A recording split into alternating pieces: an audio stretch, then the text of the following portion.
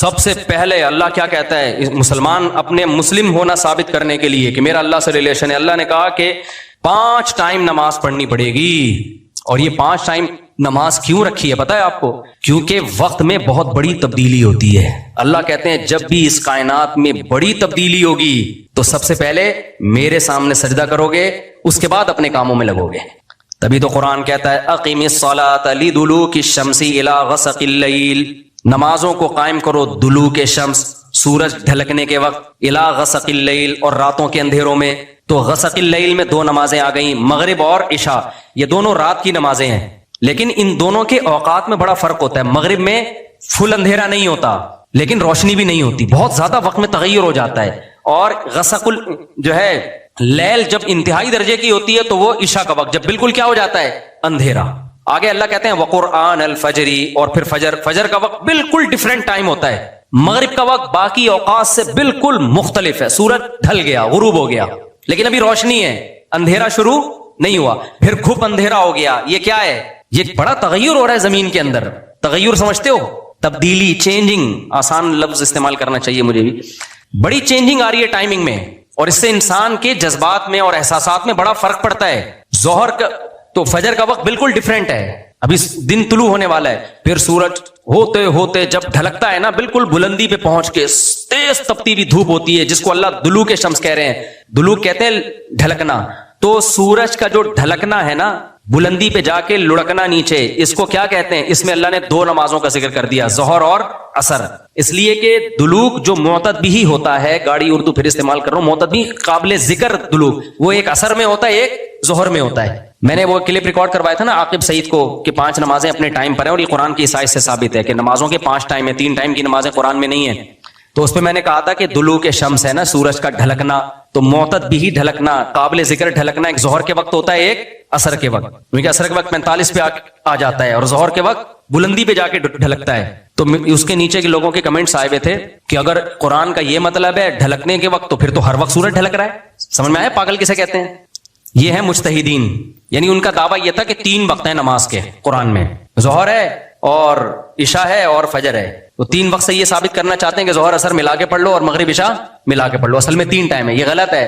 دلوک شمس کا لفظ ہے قرآن میں، اور دلوک سے مطلق دلوک مراد ہے، اور مطلق سے فرد کامل مراد ہوتا ہے. جو معتد بھی، دیکھو فرد کامل کو میں مثال سے سمجھاتا ہوں. پہلے میں یہ جنہوں نے اعتراض کیا نا اٹھ پٹانگ قسم کا، ان کے اعتراض کا جواب دوں. یہ کہتے ہیں ہر وقت، واقعی ہر وقت تو دلوک ہو رہا ہے، لیکن اس کا تو کوئی بھی قائل نہیں ہے. ایسے تو 1 کروڑ نمازیں ہو جائیں گی. ابے سورج بلندی پہ جا کے جب تک پورا غروب نہیں ہوتا تو ہر سیکنڈ ڈھلک ہی رہا ہے نا، تو کیا ہر سیکنڈ میں نماز پڑھیں گے؟ تو ظاہر ہے قرآن وہ بات کرے گا جو انسانوں کے فہم کے مطابق ہوں گی. تو اس سے صاف پتہ چلتا ہے وہ ڈھلکنا مراد ہے جو قابل ذکر ڈھلکنا ہو. تو قابل ذکر ڈھلکنا جس کو اصطلاح میں کہتے ہیں معتد بھی ڈھلکان، وہ جب ہے جب بلندی پہ جا کے پہلی دفعہ ڈھلکنا شروع ہو اور پھر 45 کے زاویے پہ آ جائے. اس سے زیادہ ڈھلکان والی نماز حدیث سے ثابت بھی نہیں ہے. نہیں آئی میرا خیال ہے بات؟ تو مطلق سے فرد کامل مراد ہوتا ہے. اس کو میں مثال سے سمجھاتا ہوں. دیکھو میں آپ سے کہتا ہوں چائے لے کر آؤ، آپ برف ڈال کے ٹھنڈی چائے لے آئے. میں کہوں گا یہ کیا لے آیا؟ آپ کہیں آپ نے بولا تھا گرم چائے لاؤ. میں بولوں گا جب میں نے چائے کا لفظ مطلق بولا ہے، اس کے ساتھ کوئی گرم یا ٹھنڈے کی قید نہیں لگائی، تو اس سے فرد کامل ہی مراد ہوتا ہے. کامل فرد چائے کا کیا ہے؟ کامل درجے کی چائے کیا ہے؟ جو گرم ہوتی ہے، درمیانی درجے کا میٹھا ہوتا ہے اور مناسب سی پتی ہوتی ہے. میں نے آپ سے کہا چائے لے کر آؤ، آپ 6 چمچ زہر بنا کے نا پتیوں کے ڈال کے لے آئے. اور سب میں نے کہا یہ کیا لے کر آیا ہے؟ آپ کہہ رہے ہیں، آپ بول رہے ہیں چائے. میں کہا بھائی تو زہر بنا دی. تو آپ بولو آپ نے یہ تھوڑی کہا تھا نارمل چائے، آپ نے تو چائے بولا تھا. تو چائے میں تو کوئی بھی چائے.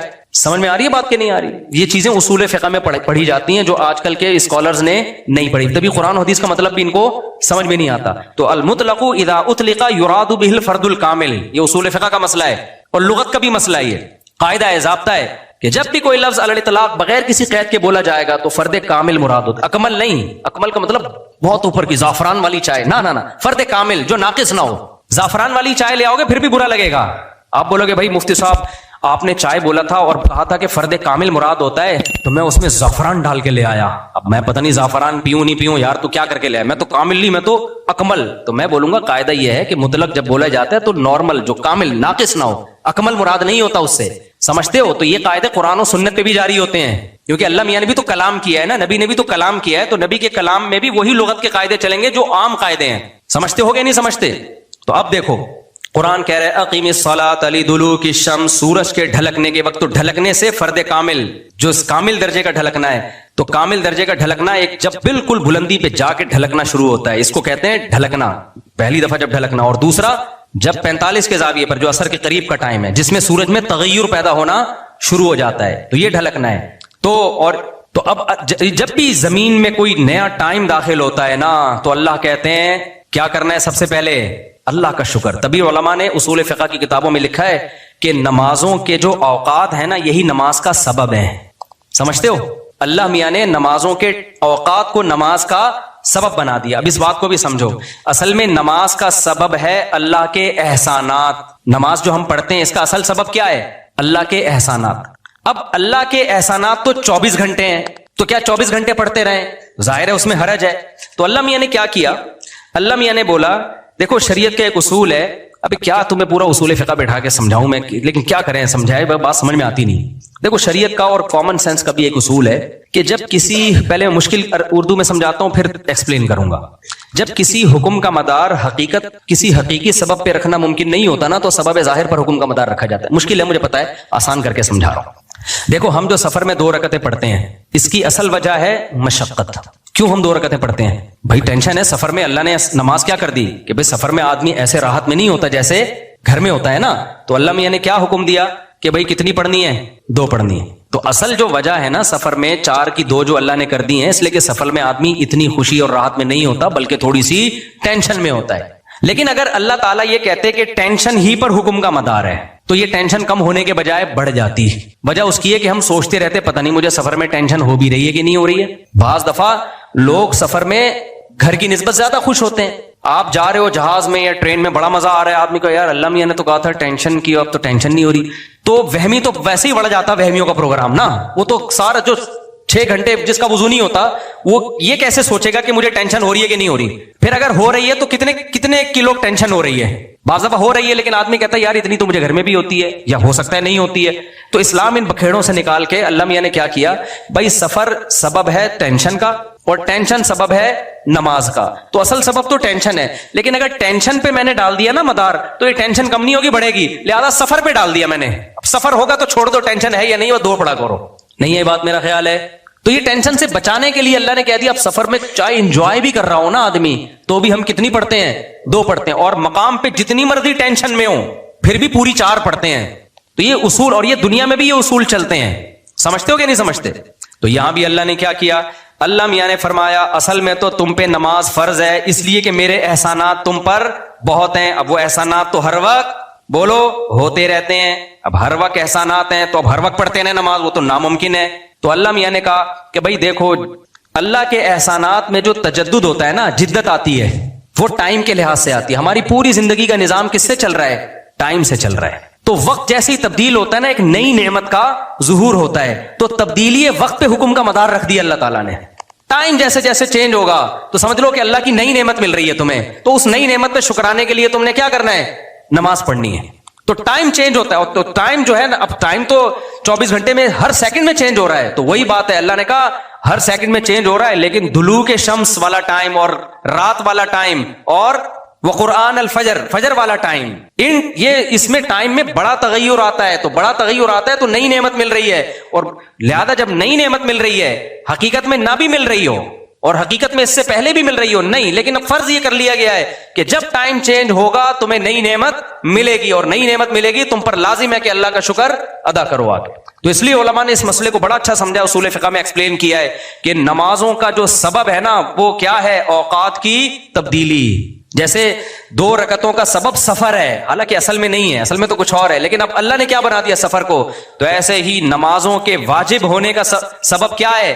وہ وقت میں بڑی تبدیلی. تو یہ 5 ٹائم اس زمین پر ایسے ہیں جس میں بڑی تبدیلی ہوتی ہے، اور ان بڑی تبدیلیوں سے انسان کو اللہ کی نعمتوں کا احساس ہوتا ہے. اگر یہ ٹائم رک جائے نا تو ہماری زندگیوں کی رنگینیاں ختم. صرف فجر ہی کا ٹائم ہو، ظہر میں جو الگ سی انسان کی فیلنگ ہوتی ہیں، عصر میں الگ فیلنگ ہوتی ہیں، مغرب میں الگ، انجوائے کرتا ہے انسان لائف کو. نہ ہر وقت اسے مغرب کا ٹائم چاہیے، اسے عشاء بھی چاہیے، لیکن ہر وقت عشاء نہیں چاہیے، اسے فجر کی بہاریں بھی چاہیے، لیکن ہر وقت فجر کی بہاریں نہیں چاہیے، اسے دوپہر کی چلچلاتی دھوپ بھی چاہیے، ہر وقت نہیں چاہیے، شام کی ٹھنڈی چھاؤں بھی چاہیے جو عصر کے ٹائم ہوتی ہے۔ اور کیسے سمجھائے میرے بھائی، میرے پاس اس کے علاوہ تبھی تو 5 نمازیں ہیں، تو 2 نمازیں اکٹھی بیٹھی نہیں ہوتی، سمجھ رہے ہو؟ کیونکہ اوقات 5 ٹائم چینج ہوتے ہیں اور بڑی تبدیلی آتی ہے، تو 3 ٹائم کیوں پڑھ رہے ہو بھائی تم نماز؟ باقی قرآن و حدیث کے حوالے کیا ہیں وہ میں انشاءاللہ بھی ریئیکشن ریکارڈ کرواؤں گا، اس پہ وہ آ جائیں گے۔ تو میرے بھائی، تو یہ اسلام ہے جو ہمیں کہتا ہے کہ جب وقت میں بڑی تبدیلی ہوگی تو تمہیں اللہ کی نعمت کو واقعی ہوتا بھی ہے۔ آپ رات کو سو جاؤ ٹائم پہ، صبح صادق کا وقت جب ہوتا ہے نا، نیند پوری ہوتی ہے، خدا کی قسم دل میں ذرا سی بھی اللہ کی محبت کا جذبہ ہونا تو انسان کے دل میں اللہ کی محبت کی چنگاریاں پیدا ہوتی ہیں صبح کے ٹائم کو دیکھ کے کہ میرے رب نے مجھے رات کو سلا دیا اور بالآخر اب سورج دوبارہ سے نکل کے اپنی ذمہ داری پوری کرنے والا ہے۔ دل چاہتا ہے اللہ کو راضی کروں، اٹھوں میں اللہ کے سامنے جاؤں۔ ہم تو پوستیوں کی طرح میجورٹی تو سوری ہوتی ہے نا، اٹھتی 12 بجے کم وقت، اس کو کیا پتا وہ صبح اور وہ چھاؤں ستاروں کی اور وہ نور۔ شاعر نے کہا تھا، اگلا مصرع بھول گیا کیونکہ نبی میں رٹا لگا کے یاد کیا تھا 9th کلاس میں اردو ادب میں، وہ صبح اور وہ چھاؤں ستاروں کی اور وہ نور دیکھے تو غش کرے ارینی گوئے اوجے تور۔ واہ واہ، اب یاد آ گیا۔ آپ کو سمجھ میں نہیں آیا ہوگا کیونکہ اردو برباد ہو رہی ہے۔ شاعر نے کہا ہے ارینی، موسیٰ علیہ السلام نے کوہ طور میں کہا تھا نا ارینی، اے اللہ مجھے اپنا جلوہ دکھا، تو گوئے اوجے تور، تور کے پہلو سے جو آواز آئی تھی نا ارینی، تو وہ والا منظر، وہ روحانی منظر ہوتا ہے، وہ صبح اور وہ چھاؤں ستاروں کی اور وہ نور، یعنی ستاروں کی چھاؤں کے بعد جب صبح پیدا ہوتی ہے نا تو وہ کوہ طور والا منظر، روحانی منظر پیدا ہوتا ہے جب کوہ طور سے موسیٰ علیہ السلام کی ارینی کی آواز آئی تھی۔ یہ شاعروں کا تخیل ہوتا ہے، کوئی میرے پہ توہین کا فتویٰ نہ لگا دینا بھائی۔ تو فتوے مارکیٹ میں توہین کے آج کل بہت ہلکے چل رہے ہیں، تو ہم اپنے بیان کی طرف چلتے ہیں۔ تو یہ 5 نمازیں اللہ نے کیا کر دی میرے بھائی؟ بولو، اصل تو عبادت اسلام میں ہے ہی نماز۔ اصل کیا ہے؟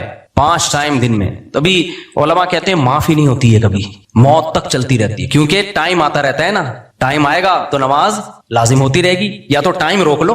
ہم جب گئے تھے وہاں ناروے میں تھے نا، تو بہت لمبی رات تھی، تو وہاں ٹائم رکا ہوا تھا رات کا، تو مغرب اور عشاء اور فجر میں ٹھیک ٹھاک فاصلہ ہوتا تھا۔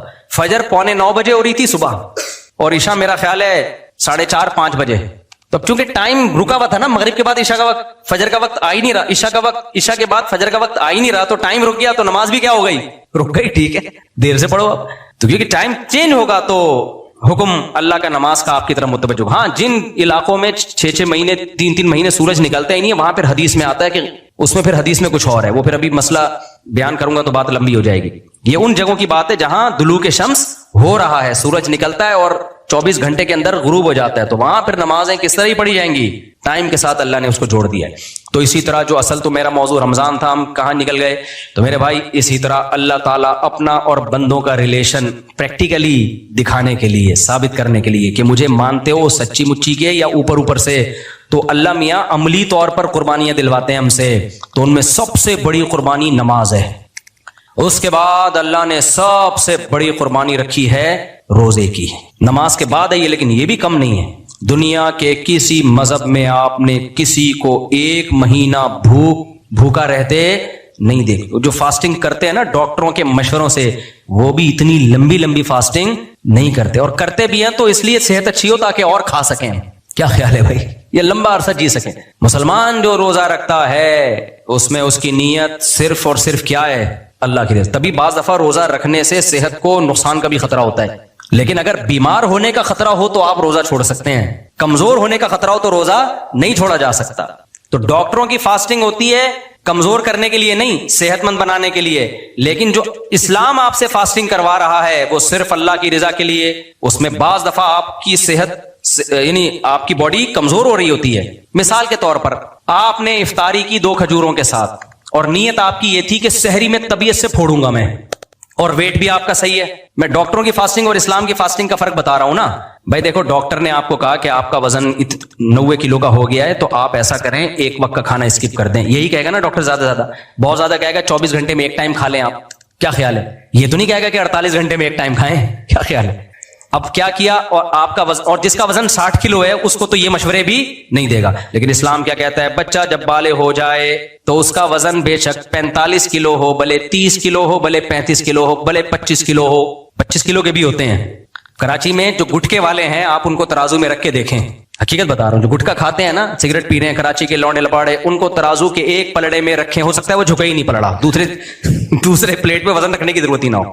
شف والی سرکار کو بلائیں, وہ دوسرے پلڑے پہ شف کرے گی, وہ شف نیچے چلی جائے گی اور یہ اوپر چلا جائے گا. تو ایسا باریک سا لڑکا بھی جب بالغ ہو گیا تو رمضان کے روزے اس کو رکھنے پڑیں گے. اب ایسا باریک آدمی جس کو ڈاکٹر کہہ ہی نہیں رہے کہ وزن کم کرو, اس کو تو فاسٹنگ کا کہہ ہی نہیں رہے ہیں, اب کیا ہوا, اس نے افطاری میں ایک کھجور پہ روزہ افطار کر لیا, یہ سوچ کے کہ سحری میں منڈ کے پھوڑوں گا, اور سحری میں اس بیچارے کی آنکھ نہیں.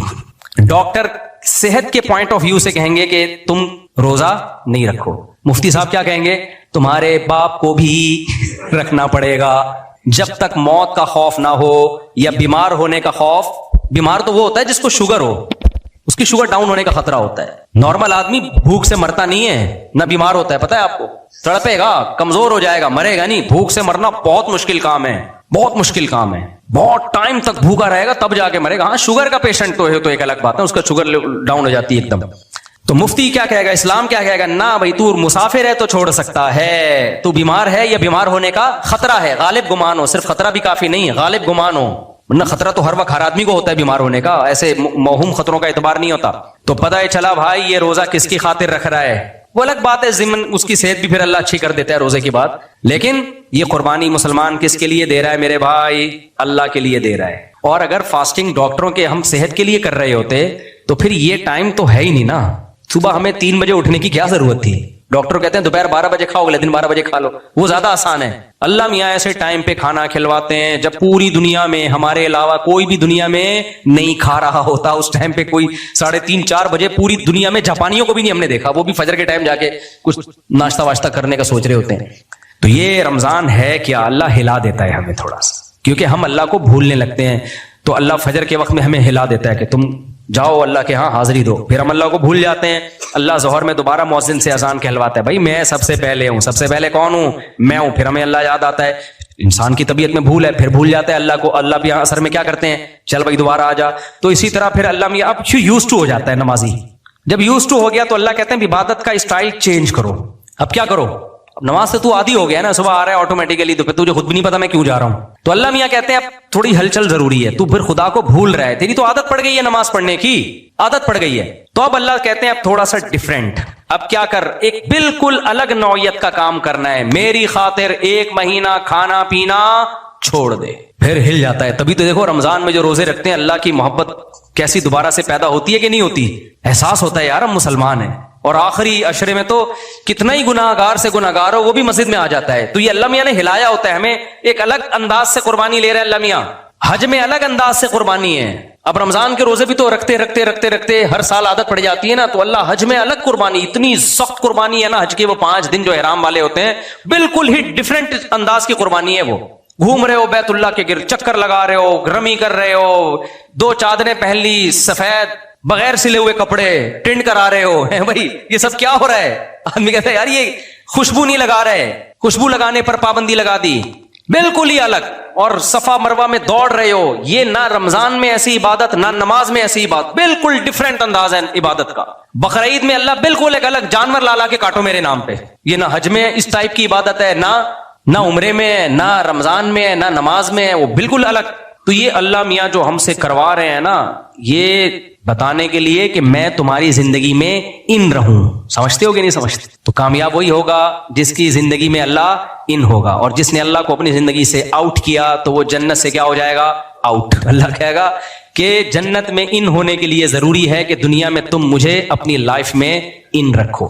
کل ایک خاتون نے مسئلہ پوچھا, وہ کہنے لگی وہ نام نہیں لینی اپنے رشتے کا نا, بس یہ بتا کے بیان ختم کرتا ہوں. تو خلاصہ یہ نکلا کہ روزے رکھ لیا کرو تمیز سے, ٹھیک ہے نا, ابھی سے نیت کرو, اور نفلی روزوں کی عادت ڈالا کرو. پیر جمعرات کا روزہ ہو گیا, تو ہمیں اللہ سے تعلق کو ہم نے دکھانا ہے. اللہ خالی پیلی زبانی باتیں نہیں مانتا, اور یہ اسلام کا ہم پر احسان ہے کہ ہمیں جب اللہ کا تعارف کروایا نا, تو اللہ کے تعارف کے ساتھ پھر اس نے ہمیں اللہ سے ریلیشن مضبوط کرنے کا طریقے بھی بتائے ہیں, اور بتایا کہ جب اللہ کو مانو گے تو پھر وہ والا مانو گے جیسا ماننے کا حق ہے. اس سے ہی تو اللہ کی محبت پیدا ہوگی, ورنہ وہ والا ماننا جو غیر مسلم مانتے ہیں اس ماننے نہ ماننے میں کوئی زیادہ فرق نہیں ہے. ایسا والا ماننا اللہ نہیں مانتا اس کو.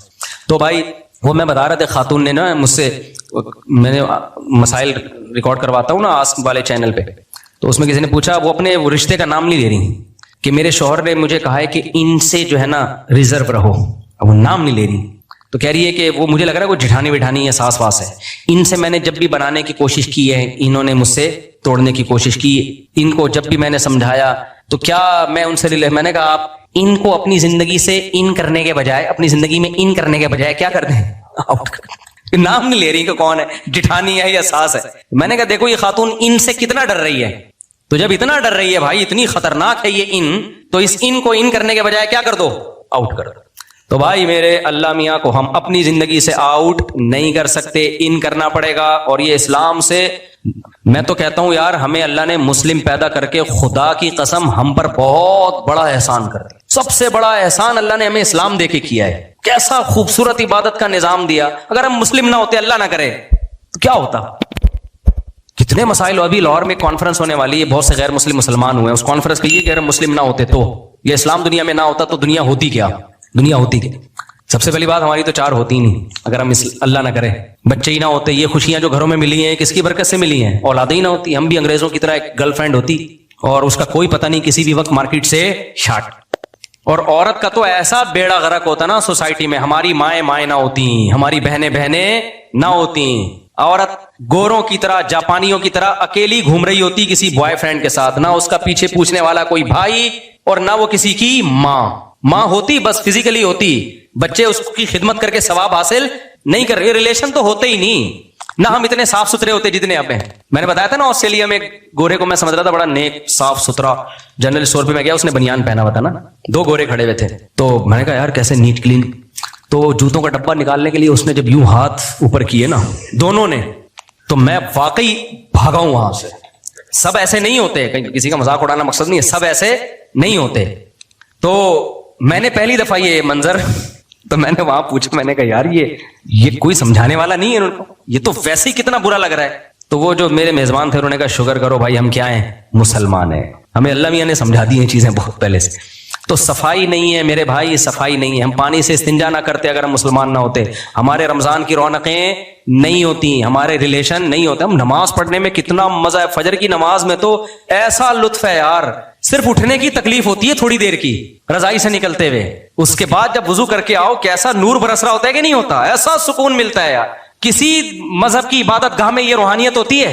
حالانکہ ان کی عبادت گاہوں میں ڈیسک ہوں گے، کرسیاں ہوں گی، سونے اور چاندی کے وہ لگے ہوئے ہوں گے اور بڑا ڈیکوریٹ کیا ہوا ہوگا۔ میں ایسے ایسے عبادت گاہوں میں گیا ہوں، اربوں روپے کا سونا لگا ہوا ہے اندر، سکون نہیں ہے۔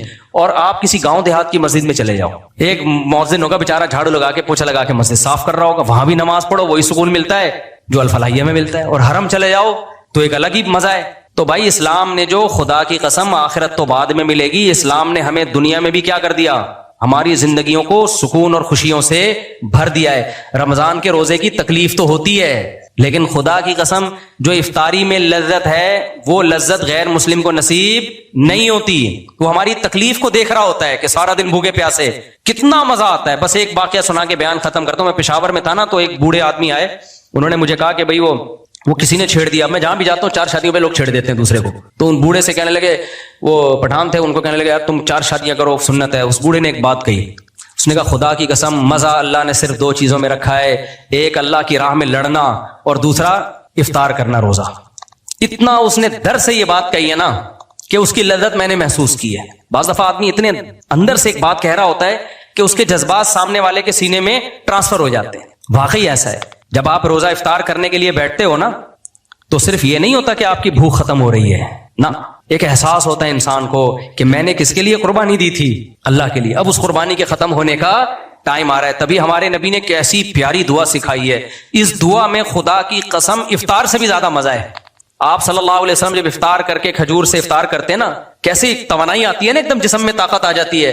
تو آپ فرماتے ذهب الظما، شدید پیاس کا روزہ ہو، کھجور کھاؤ اور پانی پیو، تو آپ فرماتے ذهب الظما، پیاس چلی گئی۔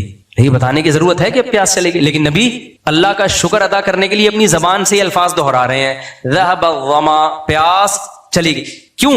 اس لیے کہ یہ کہنے میں مزہ آتا ہے، یہ کہنے میں کیا آتا ہے، لطف آتا ہے۔ ذهب الظما، پیاس چلی گئی، وابتلت العروق، اور رگیں تر ہو گئیں۔ کیسا ٹھیلا خشک ہوا ہوا ہوتا ہے مغرب سے پہلے روزے دار، بھی چڑچڑے ہوئے ہوتے ہیں، پکوڑوں کی دکان پہ جھگڑے، पेट्रोल पंप पे लड़ाइयां, और इफ्तारियों पे तो हमने रोलों पे लड़ते हुए, रोल नहीं होते, एक खानदान था, भी इशारा नहीं करूंगा, रोल पे लड़ाई हुई है उनकी, इफ्तार हुआ नहीं है, भी रोल पे लड़ाई, वो इसने यूं करके आगे कर लिया, उसने यूं करके पीछे कर लिया। तो ये सब आंतों की खुश्की की वजह से हो रहा होता है। हम लोग डर गए थे उनको देख के, हमने कहा पता नहीं क्या हो गया, बाद में पता चला वो रोल पे लड़ाई हुई है, क्योंकि उससे भूख की हालत में दस्तरखान भी अच्छा लग रहा होता है। आदमी कहता है दस्तरखान खा जाऊंगा, वो तो दब धोने वाले पेट में उतरते हैं, फिर रोल का पता चलता है भाई 50 रुपए से ज्यादा या 20 रुपए से ज्यादा की वैल्यू नहीं है। उससे पहले क्या जज्बात होते हैं? तो आपने फरमाया रगें क्या हो गई?